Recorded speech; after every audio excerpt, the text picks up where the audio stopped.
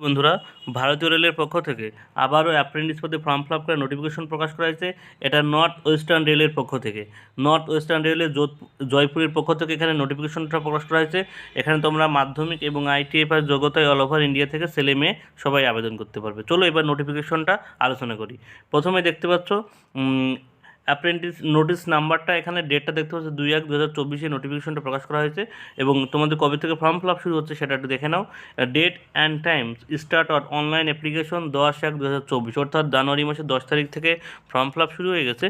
Form fill up চলবে। Last and time closing on application date তোমরা দেখতে পাচ্ছ 10/2/2024, অর্থাৎ ফেব্রুয়ারি মাসের 10 তারিখ পর্যন্ত তোমরা ফর্ম ফিল আপ করতে পারবে। ঠিক আছে, এবারেই তোমাদের রেলের অ্যাপ্রেন্টিসটা কেন করতে হবে বলো তো? তোমরা যারা আইটিআইয়ের সাথে আইটিআই করেছো তার মধ্যে রেলের অ্যাপ্রেন্টিস করো, তাহলে কিন্তু তোমরা 20% সিট রিজার্ভ পেয়ে যাবে। তোমাদের যখন ডি গ্রুপে ফর্ম বেরোবে রেলের থেকে, তোমরা কিন্তু 20% সিট রিজার্ভ পাবে। ঠিক আছে, অতএব তোমরা অবশ্যই ফর্ম ফিল আপ করো তোমরা যদি রেলের থেকে চাকরি করতে চাও।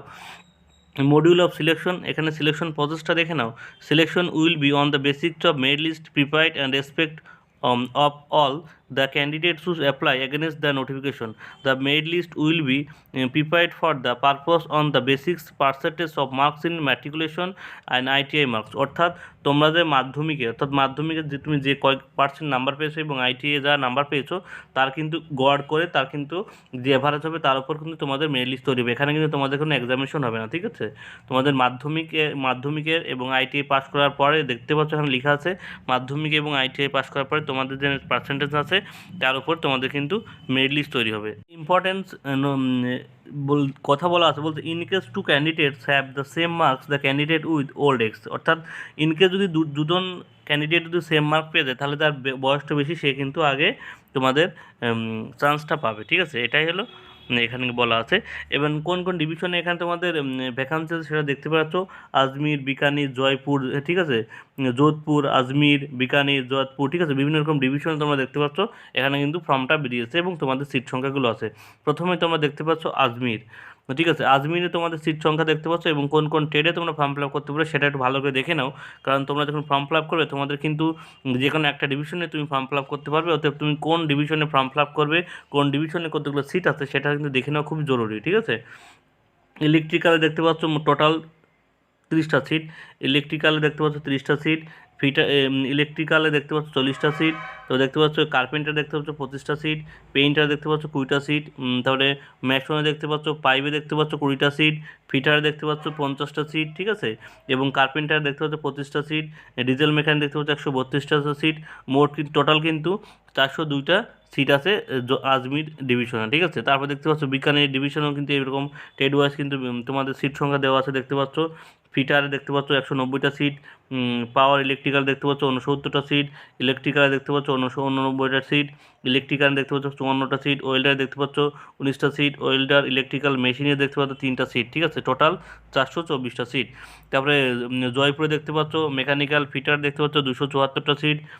তারপরে বলছে ইলেকট্রিক্যাল মেশিনিক্স দেখতে পাচ্ছ তোমাদের 85টা সিট, ইলেকট্রিক্যাল মেকানিক্যালে দেখতে পাচ্ছ 80টা সিট। ঠিক সিট, অতএব তোমরা কিন্তু অবশ্যই তোমরা ভালো করে এই ডিভিশন ওয়াইজ তোমাদের সিট সংখ্যা যে বিভাজন দেওয়া আছে সেটা কিন্তু দেখে নেবে ফর্ম ফিল আপের সময়। বলছে Jodhpur trades diesel mechanic, electrical total কিন্তু 86টা সিট, মানে 67টা সিট রয়েছে তোমাদের যোধপুরে। ঠিক আছে, তারপরে বলছে আজমিরে আবার দেখতে পাচ্ছ আজমিরে বিটিসি ক্যারেজ আজমিরে তোমরা দেখতে পাচ্ছ বিটিসি ক্যারেজ আজমিরের সিট সংখ্যা, ট্রেড পেইন্টার ফিটার ওয়েল্ডার তোমার সিট সংখ্যাগুলো দেখতে পাচ্ছ। ঠিক আছে, তারপর তোমরা দেখতে পাচ্ছ বিটিসি লোকো আজমিরে তোমাদের সিট সংখ্যা দেখতে পাচ্ছ, টোটাল সিট সংখ্যা এটা, এবং ট্রেড ওয়াইজ এখানে লেখা আছে। ঠিক আছে, তোমরা ভালো করে দেখে নাও, বিজ্ঞানী দেখে নাও, আমি কিন্তু আস্তে আস্তে টানছি, তোমরা অবশ্যই ভালো করে দেখে নাও। ঠিক আছে, ট্রেড ওয়াইজ কিন্তু এখানে ভ্যাকান্সি সংখ্যাগুলো দেওয়া আছে। ঠিক আছে, টোটাল সেখানে দেওয়া আছে।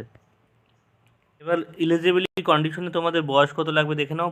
15 থেকে 24 বছর বয়সের মধ্যে তোমাদের যাদের বয়স তারা কিন্তু এখানে ফর্ম ফিল আপ করতে পারবে 10/2/2024 হিসাবে। ঠিক আছে, 10/2/2024। তাছাড়াও এখানে এসসি ছেলেমেয়েরা কিন্তু 5 বছরের ছাড় পেয়ে যাবে এবং ওবিসি ছেলেমেয়েরা 3 বছরের ছাড় কিন্তু এখানে পেয়ে যাবে। ঠিক আছে, অর্থাৎ এসসি ছেলেমেয়েরা 24-এর পরে 5 অর্থাৎ 29 বছর এবং ওবিসিরা 24-এর পরে 3 অর্থাৎ 27 বছর কিন্তু তোমরা সময়টা পেয়ে যাচ্ছ, ঠিক আছে। এটা হলো এলিজিবিলিটি ক্রাইটেরিয়া। এরপর বলছে পেমেন্ট ফিস, অর্থাৎ তোমাদের ফর্ম ফিল আপ করতে কত টাকা লাগবে সেটা একটু দেখে নাও। তোমাদের এখানে ক্যাটাগরি, অর্থাৎ তোমরা যারা জেনারেল ক্যান্ডিডেট আছে তাদের কিন্তু 100 টাকা করে ফর্ম ফিল আপ লাগবে, এবং এসসি এসটি এবং ওমেন ক্যান্ডিডেটদের জন্য কোনো নীল দেখতে পাচ্ছ, কোনো টাকাই কিন্তু এখানে ফর্ম ফিল আপ করতে লাগবে না, শুধুমাত্র পেমেন্ট ফিস যারা জেনারেল আছো তাদের কিন্তু 100 টাকা করে লাগবে। এবার তোমাদের অ্যাপ্লাই করতে হবে, দেখতে পাচ্ছ অনলাইন অ্যাপ্লিকেশন যে অফিসিয়াল ওয়েবসাইটে আছে, অফিসিয়াল ওয়েবসাইটে গিয়ে তোমরা কিন্তু ফর্ম ফিল আপটা করতে পারবে, ঠিক আছে। যেহেতু ফর্ম ফিল আপ শুরু হয়ে গেছে তোমরা অবশ্যই ফর্ম ফিল আপটা করে নিও। এখানে একটা ইম্পর্টেন্স কথা লেখা আছে, তোমরা একটু শুনে নাও ভালো করে। বলছে candidates trying to submit more than one application with difference particular likes name, father names, community photo, educational and technical qualification, it is with difference email ID, mobile number, advice to tell such application will be submitted rejected. অর্থাৎ তুমি যদি ধরো একটা ডিভিশনে form fill up করেছো, অনেক student করে কি তাদের phone number, email ID change করে, তাদের ছবি চেঞ্জ করে দিয়ে আর একটা ডিভিশনে ফর্ম ফিল আপ করে, তাদের কিন্তু ফর্ম কিন্তু রিজেক্ট করে দেবে, ঠিক আছে। এখানে কিন্তু সেই কথার উল্লেখ করা আছে, তোমরা কিন্তু এই কাজটা করবে না। তোমরা যে কোনো একটা ডিভিশনেই, আমি ডিভিশন অনুযায়ী সিট সংখ্যা দেখালাম, তোমাদের যে ডিভিশনে তোমাদের ভালো লাগে তুমি সেই ডিভিশনে ফর্ম ফিল আপটা করো, ঠিক আছে। এখানে 1 বছরের অ্যাপ্রেন্টিস কিন্তু তোমাদের এখানে, ঠিক আছে। 1 বছর কমপ্লিট করার পর তোমাদের একটা সার্টিফিকেট দেবে, এবং তারপর তোমাদের রেলের ডি গ্রুপে যখন স্থায়ী পদে ভ্যাকান্সি হলে 20% সিট রিজার্ভ পেয়ে যাবে, ঠিক আছে। আর ভিডিওটি অবশ্যই ভালো লাগলে একটা লাইক করে এবং কমেন্ট করে, এবং আমার চ্যানেলে নতুন ভিজিট করলে অবশ্যই চ্যানেল সাবস্ক্রাইব করে রেখো। সবাইকে ধন্যবাদ, সবার জন্য শুভকামনা রইল।